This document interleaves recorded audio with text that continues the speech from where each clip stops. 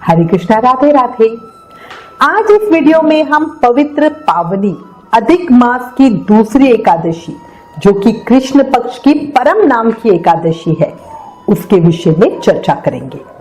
इस एकादशी का महत्व, पूजा विधि और पंचरात्रि व्रत के विषय में जानेंगे। देखो, अधिक मास को भगवान श्री कृष्ण ने अपना नाम देकर सभी मासों में सबसे उत्तम मास बताया है और इसी से इस मास का नाम पुरुषोत्तम मास पड़ा। इसलिए अधिक मास अपने आप में ही महाफलदायी है। इस मास में किए हुए किसी भी शुभ कर्म, दान, पूजा, व्रत आदि का फल हमें कई गुना होकर मिलता है। अब इसी में अधिक मास की एकादशी का व्रत खुद ही सोच लो और कितना ज्यादा विशेष होगा और कितना ज्यादा महत्वपूर्ण होगा, क्योंकि मासों में अधिक मास सबसे श्रेष्ठ है और तिथियों में एकादशी तिथि सबसे श्रेष्ठ है ना। पद्मनी एकादशी के बाद परम एकादशी का व्रत मनुष्यों को मोक्ष देने वाला है। परम एकादशी भगवान विष्णु के भक्तों को परम सुख देने वाली मानी गई है। कहते हैं कि इस एकादशी का व्रत करने से भगवान विष्णु की कृपा बनी रहती है। माना जाता है कि जो लोग अधिक मास के कृष्ण पक्ष में आने वाली परम एकादशी का व्रत रखते हैं, वो भगवान विष्णु के धाम यानी बैकुंठ धाम को जाते हैं। वैसे अगर देखो तो बैकुंठ धाम की प्राप्ति करने के लिए ऋषि, मुनि और संत आदि हजारों वर्षों तक तपस्या करते हैं, लेकिन अधिक मास की एकादशी का व्रत इतना ज्यादा प्रभावशाली है कि इसके माध्यम से बैकुंठ धाम और मोक्ष बड़ी सरलता से मिल जाता है। परमा एकादशी व्रत अधिक मास के कृष्ण पक्ष की एकादशी को रखा जाता है। इस दिन भगवान विष्णु की विधि विधान से पूजा की जाती है। परमा एकादशी के दिन व्रत और पूजा से भगवान विष्णु प्रसन्न होते हैं। इस दिन भगवान विष्णु की पूजा करने से दुर्लभ सिद्धियां भी मिल जाती हैं। ये एकादशी परम दुर्लभ सिद्धियों की दाता होने के कारण परमा नाम से प्रसिद्ध है। ये एकादशी धन की दाता और सुख ऐश्वर्य की जननी परम पावन है, साथ ही दुख दरिद्रता का नाश करने वाली भी है। जो भी व्यक्ति एकादशी की तिथि पर व्रत रखता है, वो भगवान विष्णु के प्रिय भक्तों की जो लिस्ट होती है उसमें शामिल हो जाता है। इसलिए अधिक मास में आने वाली एकादशी का महत्व और भी ज्यादा अधिक कहा गया है। परमा एकादशी के दिन व्रत रखने के साथ ही विद्यादान यानी आप कुछ पढ़ाई लिखाई की किताबें, चीजें वगैरह जरूर दान करें। इसी के साथ अन्न दान, भूमि दान और गौ दान करने का भी विधान बताया हुआ है। इस दिन भगवान विष्णु की पूजा के बाद ब्राह्मणों को भोजन भी जरूर कराएं। देखो, वैसे तो हर एकादशी व्रत जीवन में सुख समृद्धि की कामना और मोक्ष प्राप्ति के लिए की जाती है, लेकिन अधिक मास में व्रत, उपवास, दान पुण्य करने का महत्व बहुत ही ज्यादा होता है, क्योंकि इस मास में पुरुषोत्तम भगवान की विशेष कृपा मिलती है। जो भी लोग अपनी लाइफ में धन की कमी से परेशान हो रहे हैं या लाइफ में गरीबी के कारण बहुत परेशानियों का सामना कर रहे हैं या जो मृत्यु के बाद मोक्ष की कामना रखते हैं, उन सभी को परमा एकादशी का उपवास तो जरूर से जरूर ही करना चाहिए। अब हम यहाँ चर्चा कर रहे हैं कि परमा एकादशी की पूजा किस तरह करें। शुरू करने से पहले मैं आपको कहूंगी, जो लोग व्रत नहीं करते वो भी एकादशी की पूजा जरूर करें, व्रत कथा जरूर सुने, इसका भी बहुत उत्तम फल मिलता है। पर वैसे ही पहले की अपनी वीडियो में भी कहा था कि जो अधिक मास के पुण्यदायी दिवस होते हैं उसका व्रत सबको करना चाहिए, स्पेशली एकादशी का व्रत तो सबको ही करना चाहिए। आप पूजा कैसे करेंगे, स्टेप बाय स्टेप डिटेल में बता रही हूँ। दशमी की शाम को इस व्रत के नियमों का पालन करेंगे। दशमी को एक समय भोजन करेंगे, रात्रि को भोजन नहीं करेंगे।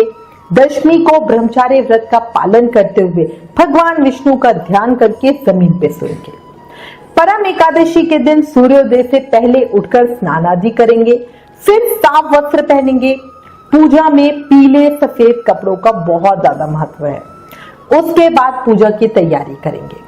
घर के मेन गेट पर गंगा जल छिड़क कर दोनों तरफ हल्दी से सतिया बनाएंगे। पूरे घर में गंगा जल छिड़क कर शुद्धिकरण करेंगे। फिर पूजा के लिए फूल फल आदि तैयार करेंगे। सबसे पहले सूर्यदेव को अर्घ्य देंगे। फिर भगवान विष्णु के समक्ष बैठकर हाथ में जल फूल लेकर संकल्प करेंगे। इसके बाद भगवान का पूजन करेंगे। अगर पूजा जो घर का मंदिर है वही कर रहे हो तो बहुत बढ़िया है। अगर वहां पे जगह नहीं है तो आप पूजा के लिए एक अलग चौकी बिछाकर भी पूजा कर सकते हो। सबसे पहले भगवान विष्णु की तस्वीर या प्रतिमा को पंचामृत से स्नान करवाएंगे। अगर आपके सेवित शिव विग्रह बाल गोपाल या युगल सरकार या शालग्राम जी हैं तो उनको भी पंचामृत से अभिषेक करके बढ़िया पीले वस्त्र धारण करवाएंगे। सुंदर श्रृंगार करेंगे। उनको फूलों का हार चढ़ाकर मस्तक पर चंदन का तिलक लगाएंगे।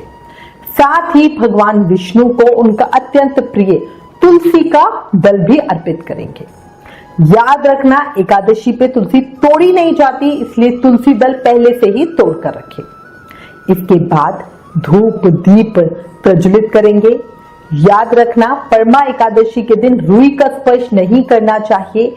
इस दिन दिए में बत्ती मौली की लगानी चाहिए। जो कलावा होता है, सूत का कलावा लेके उसकी आप बत्ती बनाइए और उससे दीप प्रज्वलित कीजिए।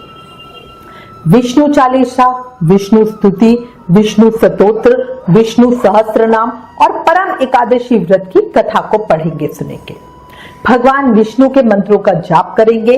फिर भगवान विष्णु से जाने अनजाने में हुए पापों के लिए, पूजा में हुई गलतियों के लिए क्षमा याचना करेंगे। आरती करेंगे। ओम जय जगदीश हरे के साथ एकादशी माता की आरती भी करेंगे। फिर उन्हें भोग लगाएंगे। एक दिन बढ़िया पीली मिठाई का भोग लगाना, या आप इसके लिए बढ़िया पीली मखाने की खीर बना सकते हो, उसका भोग लगाना। इसके बाद अपने पितरों का श्राद्ध करेंगे। श्राद्ध में याद रखना, ब्राह्मणों को अन्न नहीं खिलाएंगे, फलाहार का भोजन करवाएंगे और उन्हें दक्षिणा देंगे। गरीबों और जरूरतमंदों को दान करेंगे।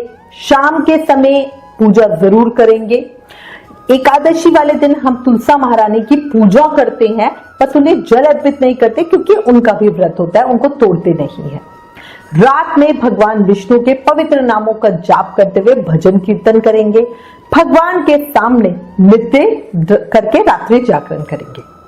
अगले दिन द्वादशी तिथि को ब्रह्म मुहूर्त में स्नान करने के बाद भगवान का स्मरण करेंगे और ब्राह्मणों को खाना खिला के दक्षिणा सहित विदा करेंगे। दूसरी वीडियो में जो शुभ व्रत पारण समय बताया है, उसी में अपने व्रत का पारण उसी समय के अनुसार अपने व्रत का पारण जरूर कर ले। इस दिन व्रत करने और पूजा से मनुष्य को दुगना वरदान मिलता है। अब हम अधिक मास में किए जाने वाले पंचरात्रि व्रत के विधान की चर्चा करते हैं। एकादशी के साथ ही इस दिन से पंचरात्रि व्रत का विधान भी है।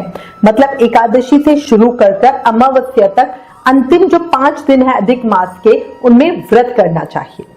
अधिक मास में अंतिम 5 रातों का व्रत पंचरात्रि व्रत कहलाता है।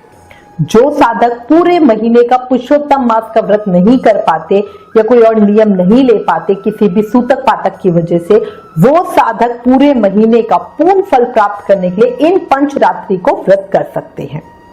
इस व्रत का पालन बहुत कठिन बताया जाता है। इस व्रत में एकादशी से अमावस्या तक जल का त्याग किया जाता है ना, केवल भागवत चरणामृत लिया जाता है। पर इस तरह का कठिन व्रत सभी साधक नहीं कर सकते और स्पेशली इस कलयुग में तो बिल्कुल भी नहीं। पर इतने महान और पुण्यदायी समय को ऐसे जाने भी नहीं देना चाहिए। तो आप क्या कर सकते हो, आप जितना कर सकते हो उतना करके व्रत जरूर करना चाहिए। इन अंतिम 5 दिनों में अन्न का त्याग करते हुए एक समय फलाहार के साथ इस व्रत को किया जा सकता है। इस पंचरात्रि का भारी पुण्य और बहुत फल होता है। ये पंचरात्रि व्रत महाफलदायी होती है। जो भी साधक इस व्रत को करते हैं उनके सभी पाप दुख और दरिद्रता नष्ट हो जाती है। जो मनुष्य इस व्रत को करता है वो धनवान हो जाता है। एकादशी वाले दिन वैसे ही पूजा करेंगे जैसे अभी ऊपर बताई है, पर पूजा से पहले जो आप संकल्प ले रहे हो उसमें डिटेल में बताना कि मैं खाली एकादशी व्रत कर रहा हूं या मैं पंचरात्रि व्रत कर रहा हूं। पंचरात्रि व्रत में आप संकल्प में बताओगे कि आप नियम क्या ले रहे हो, किस चीज से व्रत करोगे। ठीक है। एकादशी के दिन स्नान आदि के बाद स्वच्छ होकर भगवान विष्णु की प्रतिमा के सामने बैठकर हाथ में जल फूल लेकर हम संकल्प करेंगे, जैसे आपको पहले बताया है। संकल्प लेते हुए हम क्या कहेंगे, हे प्रभु, आपके प्रिय पुरुषोत्तम मास में मैं आपकी कृपा से ये पंचरात्रि व्रत का नियम ले रही हूँ। कृपया करके मेरे इस व्रत को निर्विघ्न पूरा कराएं। मैं इस व्रत में संकल्प करती हूँ कि मैं अन्न का और नमक का त्याग कर रही हूँ, या खाली अन्न का त्याग कर रही हूँ, या मीठा खाऊंगी। जो भी आप फलाहार करोगे वो आपको डिटेल में बोलना होता है। फिर विधिवत भगवान विष्णु का पूजन करें। 5 दिनों तक व्रत का पालन करें। अब वैसे तो क्या है, हमारे संत महात्मा कहते हैं कि इन 5 दिनों में आप अन्न का त्याग करके एक समय फलाहार कर लो, ठीक है। क्योंकि कई बार क्या होता है, जब आप अन्न और नमक दोनों का त्याग करते हो तो कई लोगों को बीपी की प्रॉब्लम हो जाती है, क्योंकि देखो कलयुग के अंदर शरीरों में जान नहीं है ना। तो इसीलिए उस हिसाब से करना जो आप कर सकते हो। कई लोग फल पे रहते हैं कि पूरा दिन सिर्फ वो फल खाते हैं और कुछ नहीं खाते हैं। कई लोग मीठे के साथ व्रत रखते हैं कि आलू का हलवा खा लिया, घिया का हलवा खा लिया, इस तरह से व्रत करते हैं। तो पूरी तरह आपके ऊपर है। साथ ही एक और चीज याद रखना, रोज ब्रह्म मुहूर्त में स्नान पूजा सेवा का नियम लेना है। 5 दिनों तक श्री विष्णु भगवान का स्मरण करते हुए व्रत का पालन करना। फिर 5वें दिन ब्राह्मणों को भोजन करवा के दान दक्षिणा देके विदा करने के बाद अपने व्रत का पालन करते हुए व्रती को स्वयं भोजन करना चाहिए, अन्न खाना चाहिए। आप चाहें तो अपने मन की इच्छा पूर्ति के लिए अंतिम 5 दिनों में अखंड दीप को प्रज्वलित कर सकते हैं। इसका वृतांत हमें पुरुषोत्तम मास महत्तम में मिला है। अगर आप सिर्फ एकादशी व्रत कर रहे हो तो अपने एकादशी व्रत का पारण द्वादशी दिन पे कर लेंगे, ठीक है। देखो, परमा एकादशी वाले दिन शक्कर मिले दूध का फलाहार साधक को सर्प योनि से मुक्ति दिलाता है। दूध पहले तुलसी दल डालकर भोग लगाएं, फिर सब में बांटकर स्वयं लें। अगर निर्जल व्रत कर रहे हो तो ये प्रसाद व्रत खोलते हुए ग्रहण करें। अब बात करते हैं दान की। देखो, शास्त्रों में परमा एकादशी को किसी भी चीज के दान के लिए सबसे उत्तम बताया गया है। क्योंकि देख लो, समझ लो, अधिक मास है, उसमें ऊपर एकादशी तिथि है, तो बहुत ही शुभ संयोग होता है। इस दिन धार्मिक पुस्तक, अनाज, फल, मिठाई दान करने का विधान है। जो लोग किसी भी कारण ये व्रत नहीं कर सकते, उन्हें व्रत का पुण्य प्राप्त करने के लिए इन वस्तुओं का दान करना चाहिए। दान करते समय ये ध्यान रखें कि धार्मिक पुस्तकें उसे ही दान करें जो ईश्वर और धार्मिक पुस्तकों के प्रति आस्था रखता हो। मतलब ऐसा नहीं किसी को पढ़नी नहीं है, बस फिर जबरदस्ती आप दे रहे हो, मुझे तो दान करनी है भाई इसलिए मैं तो इसको दे रहा हूं, है ना। वो पढ़े ही ना, उसको ऐसे कबाड़ की तरह, रद्दी की तरह डाल दे, तो ऐसे नहीं करना। यदि आप व्रत नहीं भी कर पा रहे तो अपने दान पुण्य जरूर करके कुछ उत्तम फल जरूर ग्रहण कर ले। परमा एकादशी के दिन किसी भी जरूरतमंद व्यक्ति को आप अन्न का, धन का, वस्त्र का दान करें। ऐसा करने से महापुण्य फल की प्राप्ति होती है। साथ ही इस दिन विशेषकर गीता का पाठ करें और शाम के समय पीपल के वृक्ष के नीचे दीपक जरूर प्रज्वलित करें। इन बातों का ध्यान रखने से साधक की सभी मनोकामनाएं पूरी होती है। इस दिन 21 दीपकों को घी के साथ दान करने से, मतलब प्रज्वलित करने से, हमारे मन की सभी इच्छाएं भी पूरी होती हैं। ये दीपक आप मंदिर में, चौराहे पर, है ना, नदी किनारे, गौशाला में, ब्राह्मण के घर, इस तरह से दान कर सकते हैं। 21 दीपकों का दान करना चाहिए। अच्छा, एक और चीज है, केसर का दान करें, उससे आर्थिक स्थिति सुधरती है और जो तंगी होती है वो दूर हो जाती है।